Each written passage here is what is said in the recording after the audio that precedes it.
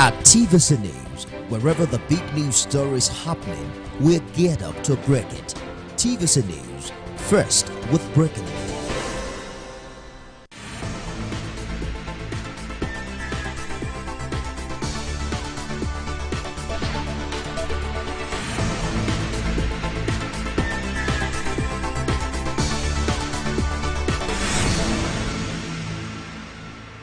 Hello and welcome. This is Borno Restoration. I am Jesse Tafida. On today's episode of the program, we will take you through efforts made by Governor Babagana Zulum in addressing the plight of vulnerable women and girls from education, job creation, economic empowerment and resettlement. Before we bring you all this, let's give you the latest on Borno today.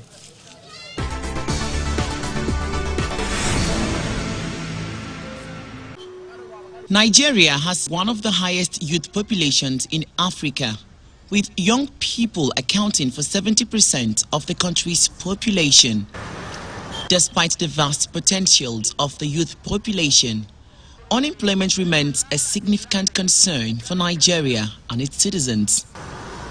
This paints the country in a grim picture. Today, civil society organizations, development partners, and youth groups are here to discuss on how best youth can contribute their quota to national development. They are of the view that if government invests more in its youth, it can bring social reform and improvement in the society. There is a crisis for youth in the Bay State, and we need young people to take the lead. We need young people to be in the fore. Government, humanitarian workers, development practitioners, peace builders, everyone must recognize that for the good of all, young people must be in the forefront. Young people must take the leadership. They must be tooled, they must be skilled, they must be trained, they must be capacitated, and they must be supported to ensure that they are able to provide that leadership for the region. The youths have not really been involved as part of the responders, in the forefront. They see us more as beneficiaries of AIDS when it comes to humanitarian crisis issues. But right now we are changing that demand, and we're saying these things affect us. We want to be in the forefront to respond to these issues, to also provide solutions. Stakeholders took turns at a panel discussion to advocate for involvement of youth in government policies. The conversation at a meeting focuses on intergenerational collaboration between the young and the old to expedite the much-needed development to Nigeria. Young people remain the most viable group that can lead change for a situation that has been for 14 years and directly affects the most young people.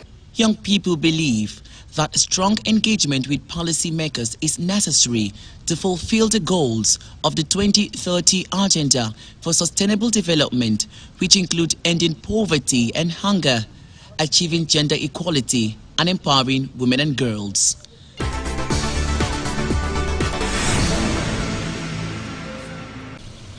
The military's non-kinetic strategy in combating insurgency has continued to produce positive outcomes. Because of this, over 122,000 insurgents and other victims have voluntarily turned themselves in to the Nigerian government. The topic of conversation is essential to their ongoing de-radicalization and reintegration efforts. Seated at this hall are newsmen, youth groups and MDAs. They are here at the instance of the government to discuss on how best to ensure positive outcomes on the process. Reconciliation and reintegration are not just about bringing back those who have been displaced, who are affected by the conflict. It is about rebuilding trust, fostering unity, and creating an environment where every individual feels valued and has the opportunity to contribute to the growth and development of our society. The government is of the view that if journalists and youth groups carry out adequate sensitization to the public on the importance of reintegration, the process will be easy and effective. As the fourth estate of the realm, the media has a critical role in shaping public opinion, promoting peace and narratives, and ensuring that the voices of the marginalized and the vulnerable are heard. We count on you to continue to report responsibly and to be a catalyst for positive change in our society. The anticipation of your good reflection of what we would carry from here, that would learn from each other and will feed into each other and project moving forward, that will recover the peace we're in search with and gain development traction.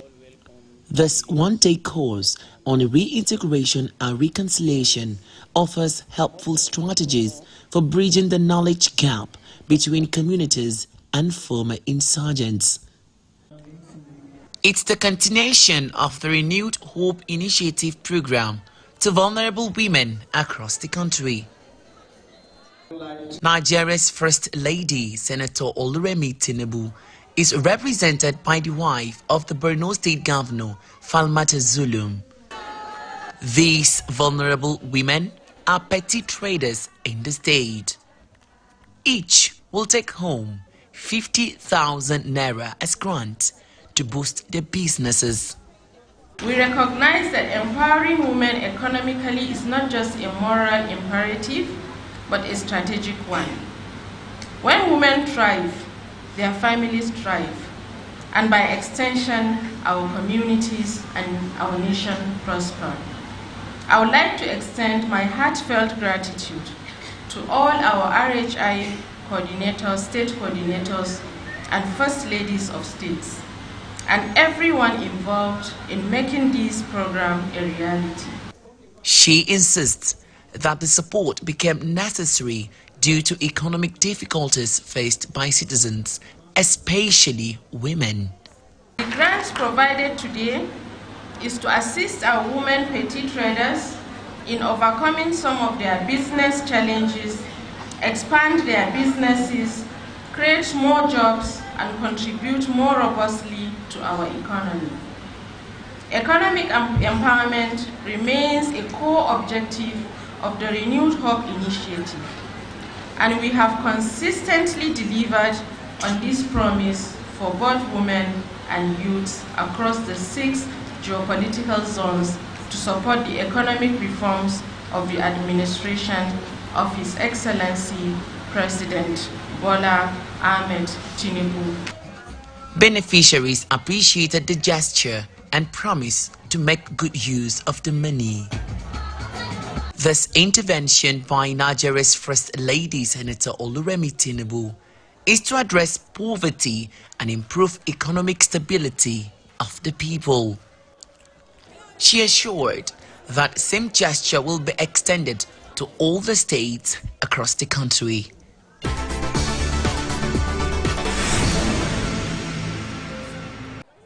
A recent report by the World Food Programme indicates that conflict in the Northeast region has resulted to about 4.4 million people facing food crisis. Most displaced people who are livestock farmers have lost their means of livelihoods due to shortage of feeds. But the Food and Agriculture Organization of the United Nations wants to scale up livestock farming. It has organized training for government and partner extension staff across the Northeast region on alternative feed fodder production. There is now inconsistency in the availability of feed, especially during the lean season. But with these techniques that I'm going to learn, it will ensure all year round availability of the feed. This training is really an essential step towards ensuring sustainable livestock production devoid of these clashes between farmers and herders. Enough and quality livestock feeds, which is a very important input toward livestock production and sustainability of livestock, is very, very essential and critical. According to FAO, pasture development is essential for livestock production as it significantly impacts animal health, productivity and sustainability of farming system. Now it's a very valuable feed source. It can be crushed and add some value to feed your livestock.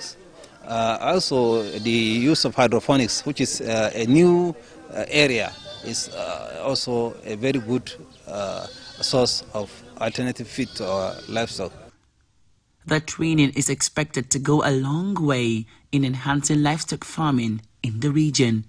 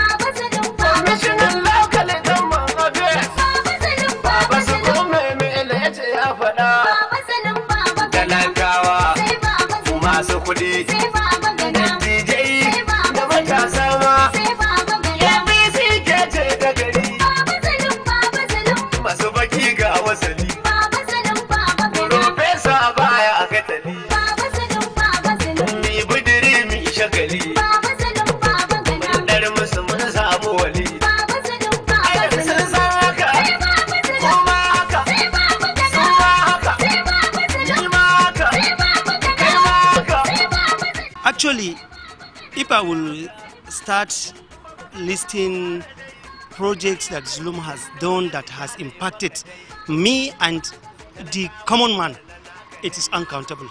But one thing I know that has impacted the common man to the grassroots level is the introduction of mass transit and then the electric taxi within the metropolis.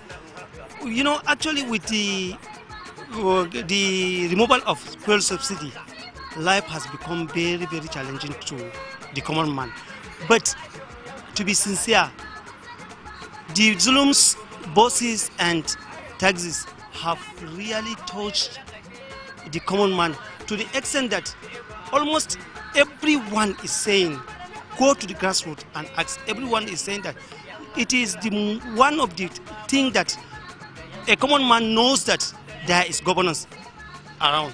Because people think that government is not something that has to do with the common man. But this transportation aspect alone has changed the narrative. Now that everyone has been impacted, not only the masses, even wealthy individuals now park their cars and follow the Zulum buses.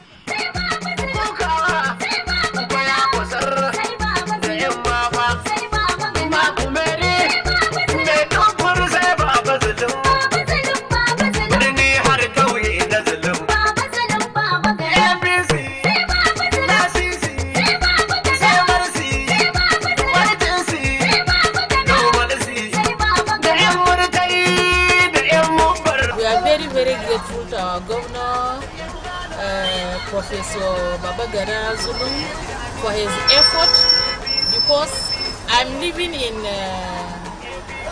Polo, that is Polo High Court.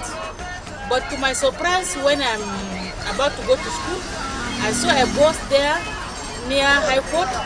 Then they are even calling me that the motto is 50 naira, which of sometime in the morning when I'm going to work, I used to pay 200, 300 naira to my destination. But to my surprise today, I pay 50 naira.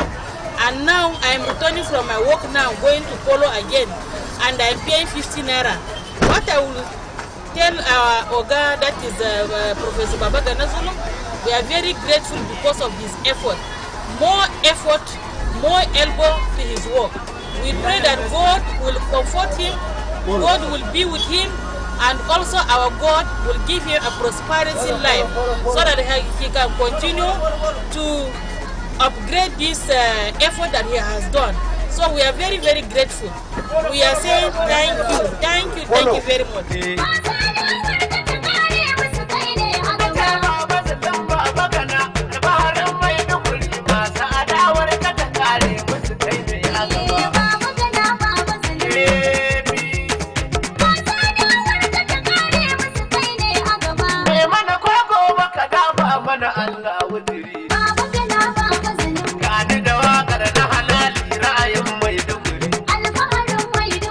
every citizen of Borno will acknowledge that yes, there is a government in the state. This government is all about service delivery and good governance. We have witnessed quite a reasonable and unquantifiable service delivery in terms of physical as well as policies geared to improve the lots of the citizen. For me, if I'm to take one, certainly I will say the governor's commitment to service delivery and people-centered governance. This has been a hallmark of Governor Zulum. However, to talk on the structures put in place, the year 2023 witnessed remarkable improvement in the provision of health facilities, ensuring that citizens have access to affordable and accessible healthcare delivery. Education, we all know that before now how the Boko Haram incidents has been a problem to us, and what they were saying, Western education is taboo. The governor is on his oath to ensure that he has revived the education sector to ensure future development of citizens.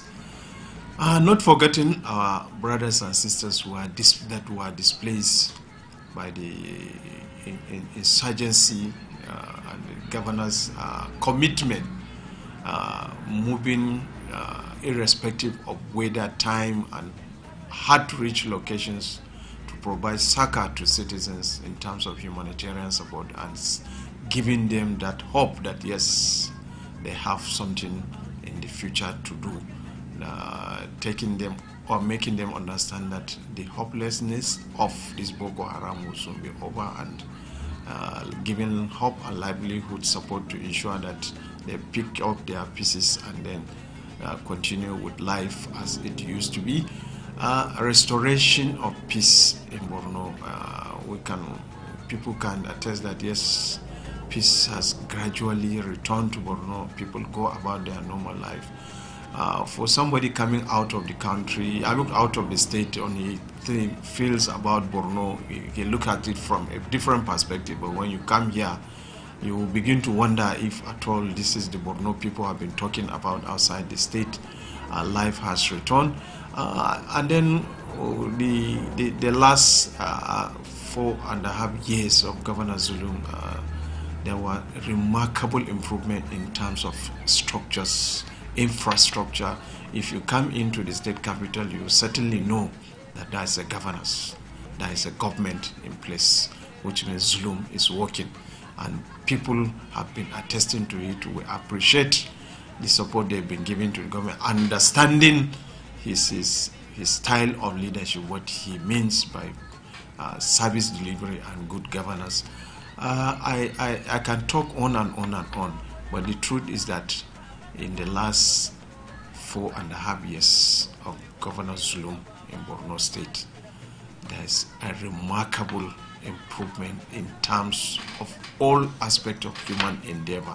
The governor has been a humanitarian governor even before the removal of the subsidy, and I am proud to say that my governor was the first governor that began the distribution of food palliatives, and again he was the first governor who launched the mass transit so that he could ease the means of transportation, especially to the farmers, which by everybody knows the people of Borno are mostly farmers, especially the masses. Everybody's seen how he has given them free transport so that this will help them to go to their farm and by also make them to cultivate their crops back home successfully. For us, he's the only governor because he is someone that has the political will.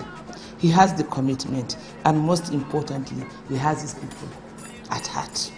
And if you combine these three elements, there is no way you will not get somebody like His Excellency Professor Babagana Umar Zulum.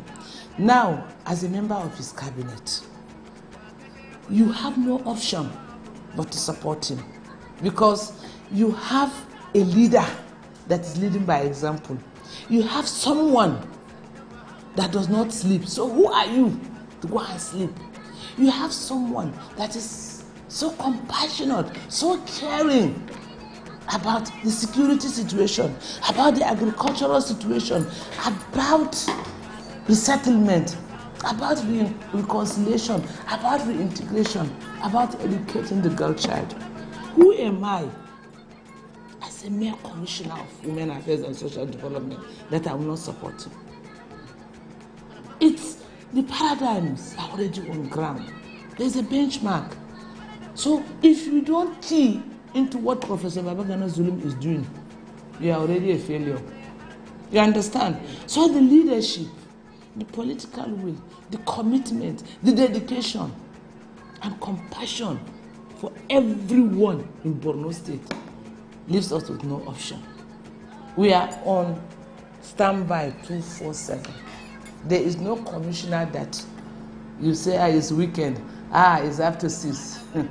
That does not exist in our agenda, because your principal is someone that leads by example. And so it is compulsory, it is a must that we must employ all the strategies, all the energy that exists in us to ensure that the 10-pact agenda, the 25-year development plan, the 10-year strategic plan of Borno State works. As the Commissioner for Women Affairs, poverty must be brought to zero. Our girls must go to school, both within and outside Nigeria. People living with disabilities must be given their chance to survive, to exist. Children must benefit, they must have rights to education, rights to shelter, right to good health. And that is why the child rights law has been domesticated in Borno State. And that is why the VAP law is well implemented. We have removed the stigma that is associated with being a victim of rape. We have had so many, over 600 convictions of people that have raped from across the state in the last couple of years. And this is because the culture of silence is no more. Speak out. The governor's wife is our ambassador. She leads. We have gender desks in all the police stations. We are having maximum support from the traditional rulers. The religious leaders are supporting us because our leader is in the forefront.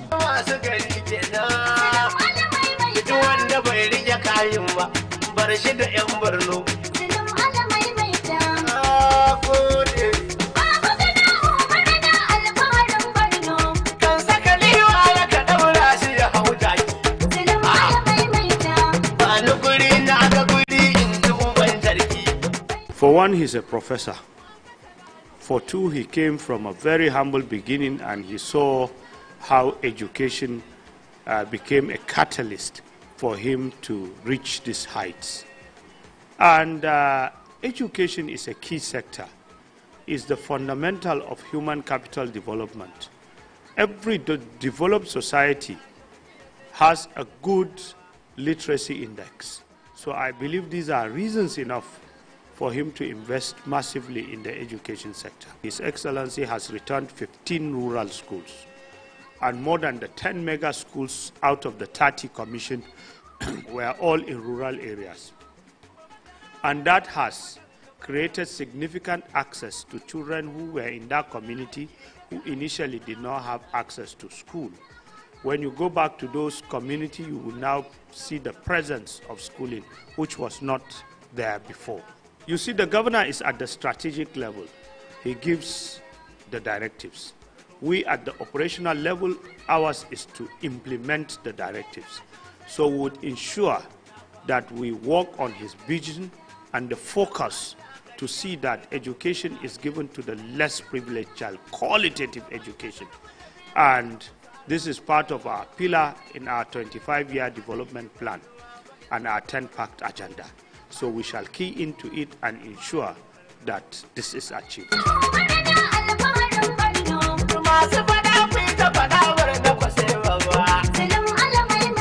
At the bottom of my heart, I want to express my sincere appreciation to all of you that voted us into another phase of public service. Again, I commit to making sure that we shall work 100% for the benefit of all residents of Borno State, regardless of political, ethnic, and religious aspirations. I want to assure you, the people of Borno State, that the victory you have granted us will neither make us arrogant, nor will it make us to take you for granted.